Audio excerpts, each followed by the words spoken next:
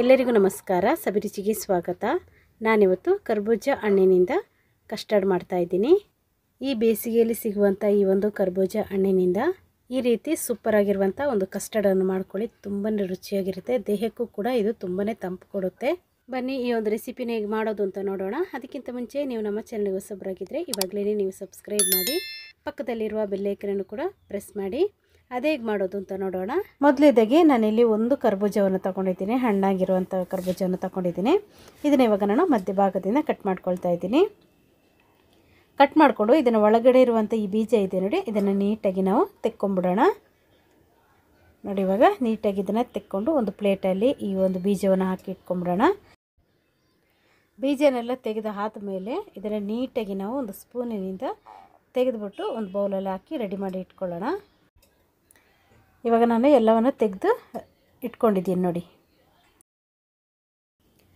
ಇವಾಗ ನಾನಿಲ್ಲಿ 1.5 ಸ್ಪೂನ್ ಆಗುವಷ್ಟು ಕಸ್ಟರ್ಡ್ ಪೌಡರನ್ನು ತಗೊಂಡಿದ್ದೀನಿ. ಅದಕ್ಕೆ ನಾನು 1 ಲೋಟ ಆಗುವಷ್ಟು ಹಾಲನ್ನು ಹಾಕ್ಕೊಂಡು ಮಿಕ್ಸ್ ಮಾಡಿ ಇಟ್ಕೊಳ್ಳೋಣ. ಈ ಕಡೆ ನಾನು ಒಂದು ಅರ್ಧ ಲೀಟ್ರ್ ಆಗುವಷ್ಟು ಹಾಲನ್ನು ಕಾಯಿಸ್ಕೊಳ್ತಾ ಇದ್ದೀನಿ. ಇವಾಗ ಹಾಲು ಕೂಡ ಇಲ್ಲಿ ಚೆನ್ನಾಗಿ ಕುದಿ ಬಂದಿದೆ ನೋಡಿ. ಚೆನ್ನಾಗಿದೆ, ನಾವು ಮಿಕ್ಸ್ ಮಾಡ್ಕೊಳ್ಳೋಣ.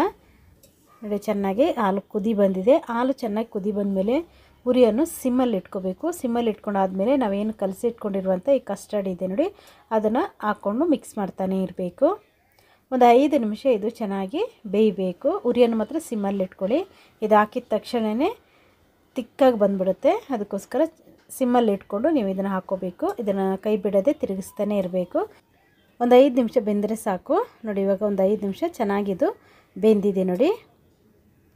ಇಷ್ಟ ಆದರೆ ಸಾಕು. ಇದನ್ನು ಸ್ಟವನ್ನು ಆಫ್ ಮಾಡ್ಕೊಳ್ಳೋಣ. ಇವಾಗ ನಾನು ತಗೊಂಡಿರುವಂಥ ಕರ್ಬೂಜ ಇದೆ ನೋಡಿ, ಅದನ್ನೆಲ್ಲ ತೆಗೆದು ಇಟ್ಕೊಂಡಿದ್ದೀನಲ್ಲ, ಅದನ್ನೊಂದು ಮಿಕ್ಸಿ ಜಾರಿಗೆ ಹಾಕ್ಕೊಂಡು 1 ಕಪ್ ಆಗುವಷ್ಟು ಬೆಲ್ಲವನ್ನು ಸೇರಿಸ್ಕೊಂಡಿದ್ದೀನಿ. ಬೆಲ್ಲವನ್ನು ಹಾಕ್ಕೊಂಡ್ಮೇಲೆ ಒಂದು ಅರ್ಧ ಕಪ್ ಆಗುವಷ್ಟು ನೀರನ್ನು ಸೇರಿಸ್ಕೊಂಡು ಇದ್ರ ಜೊತೆಗೇ ಒಂದು 2 ಏಲಕ್ಕಿನೂ ಹಾಕ್ಕೊಂಡು ಗ್ರೈಂಡ್ ಮಾಡ್ಕೊಳ್ಳಿ. ನೋಡಿ ಇವಾಗ ಚೆನ್ನಾಗಿ ಗ್ರೈಂಡ್ ಆಗಿದೆ ನೋಡಿ. ಇಷ್ಟ ಆದರೆ ಸಾಕು.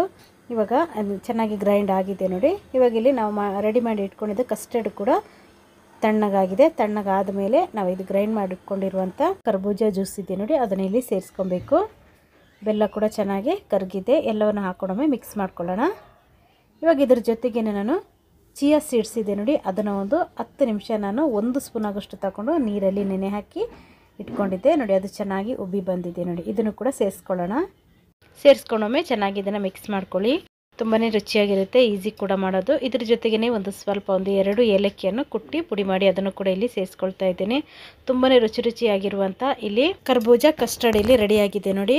ಈ ವಿಡಿಯೋ ನಿಮಗೆ ಇಷ್ಟ ಆಯ್ತು ಅಂದರೆ ಲೈಕ್ ಮಾಡಿ, ಶೇರ್ ಮಾಡಿ, ಸಬ್ಸ್ಕ್ರೈಬ್ ಮಾಡಿ. ವಿಡಿಯೋ ನೋಡಿದ್ದಕ್ಕಾಗಿ ಧನ್ಯವಾದಗಳು. ನಾನು ಸಬ್